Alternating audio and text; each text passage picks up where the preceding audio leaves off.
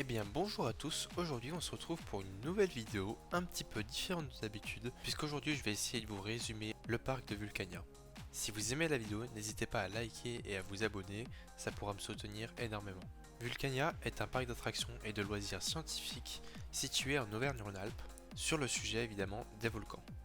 Donc c'est un parc familial qui se visite largement en une journée.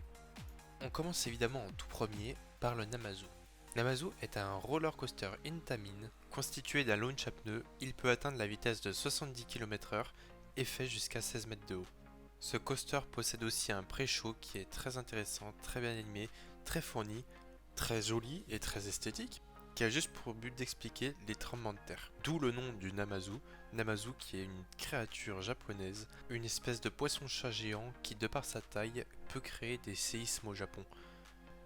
Dans ce pré-show, il y a plusieurs scènes différentes, c'est-à-dire qu'on peut revenir 2, 3, même peut-être 4 fois, et on aura un pré-show qui sera différent de la fois d'avant. Pendant les explications de ce qu'est un séisme, justement, un séisme se produit et il faudra évacuer la salle au plus vite.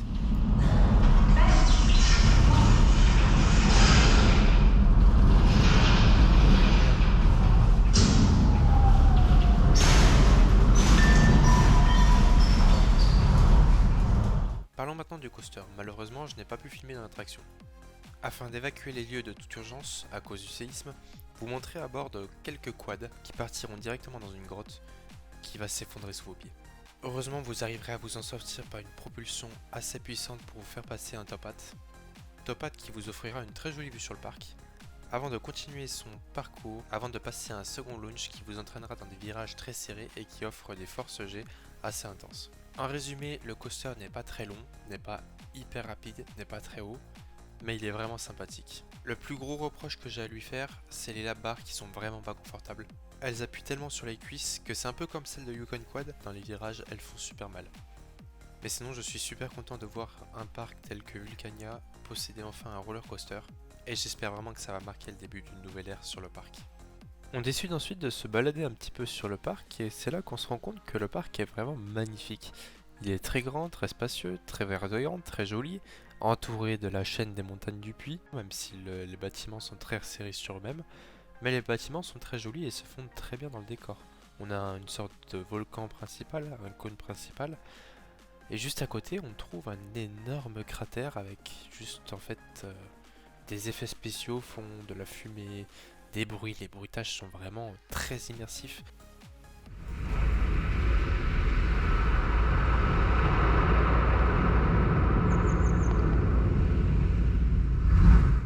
T'as vraiment l'impression d'être vraiment au bord d'un cratère et tu peux même voir de la lave couler au fond et à des moments t'as même des flammes qui se déclenchent et c'est vraiment super joli de voir ça. Ça te met vraiment dans l'ambiance de volcan. On décide sans plus tarder d'aller essayer la nouveauté 2023, tout simplement un planétarium, mais pas n'importe quel planétarium, le plus grand planétarium de France. Avec un dôme de 22 mètres de diamètre et une projection laser 10K, les films qui y passent toute la journée sont vraiment très immersifs. Malheureusement, j'ai pu en tester qu'un seul sur les 4 qui étaient proposés, mais celui que j'ai vu était très sympathique et très intéressant. Le seul reproche que j'aurais à lui faire, c'est qu'il exploite pas assez la bonne qualité de l'écran. On a un film qui se passe dans l'espace, avec les planètes, on peut pas profiter pleinement de la qualité de l'écran, à part un moment où on zoome sur la planète Mars et on a vraiment l'impression d'y être et c'est magnifique. Je peux essayer de vous montrer avec les images, bon les images GoPro c'est jamais bien joli, mais c'est vraiment, je vous le conseille vraiment, c'était très intéressant et très sympathique. Et puis je pense que parmi les 3 autres séances qu'il y a moyen d'avoir des films qui sont très jolis à voir sur cet écran. J'ai pu apprendre énormément de choses dans cette séance et je regrette pas de l'avoir essayé parce que c'était vraiment une expérience un peu hors du commun.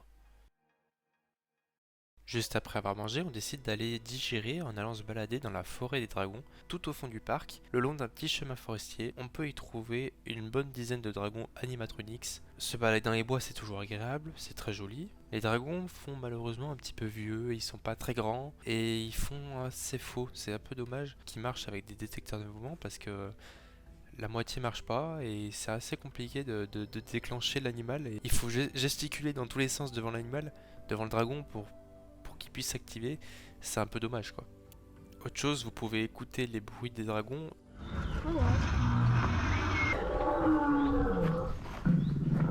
C'est assez, comment dire, ridicule. Clairement, le bruit des dragons n'est pas assez fort. Faut pas hésiter à monter un peu plus le son parce que là, les dragons, ils sont un peu rouillés là. Ça aurait pu être plus sympa si c'était, on va dire, tenu à jour et que c'était vraiment entretenu correctement. C'est vraiment dommage qu'ils aient un peu laissé à l'abandon cette attraction. Par la suite, on retourne dans le bâtiment principal pour aller faire l'attraction Les Volcans Sacrés. C'est un dark ride dans lequel on va retrouver les légendes de certains volcans autour du monde. Certaines scènes sont très jolies, très bien faites, mais malheureusement, c'est pas attirant.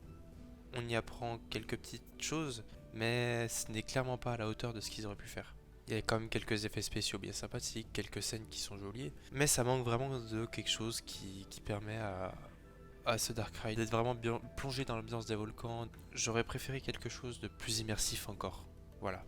On s'est ensuite dirigé vers Abyss Explorer, donc c'est une espèce de petite attraction où on va monter dans une nacelle qui va simuler une mise à l'eau d'un engin qui va permettre d'aller au fond de l'océan pour aller observer des fumeurs noires, donc des volcans sous-marins.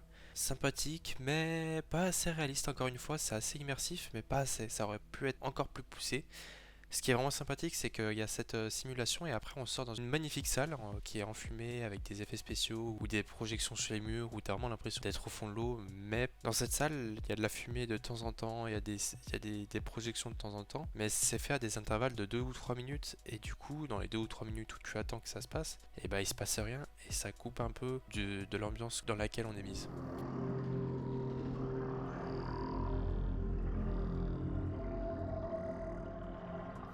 Par la suite, on a fait Dragon Ride 2, donc un simulateur qui a été rénové il n'y a pas si longtemps que ça. Et c'est plutôt satisfaisant ce qu'ils ont fait. Déjà, premièrement, la file d'attente est magnifique. Il y a une sorte de pré-show en attendant la séance. Et on est vraiment plongé dans les éléments du film et c'est vraiment sympathique. Petit point faible, je trouve, c'est que ça manque encore d'effets spéciaux, encore une fois. J'ai pas envie de vous spoiler, mais il y a des éléments d'air, d'eau, de feu, de vent. Il manque de l'interaction, c'est-à-dire que quand il y a le feu, il faut vraiment qu'on ressente la chaleur. Il me semble qu'il y en a, mais pas assez. Quand il y a l'eau, pourquoi est-ce qu'on ne reçoit pas des gouttes d'eau? C'est quand même dommage. Quand il y a du vent, pourquoi il n'y a pas des ventilateurs qui nous soufflent dessus? Voilà, ça c'est ce qui manque dans Dragon Ride 2. Mais sinon, le film est vraiment sympathique, très réaliste, très bien réalisé et très joli à faire. Ça, je le recommande vraiment vivement.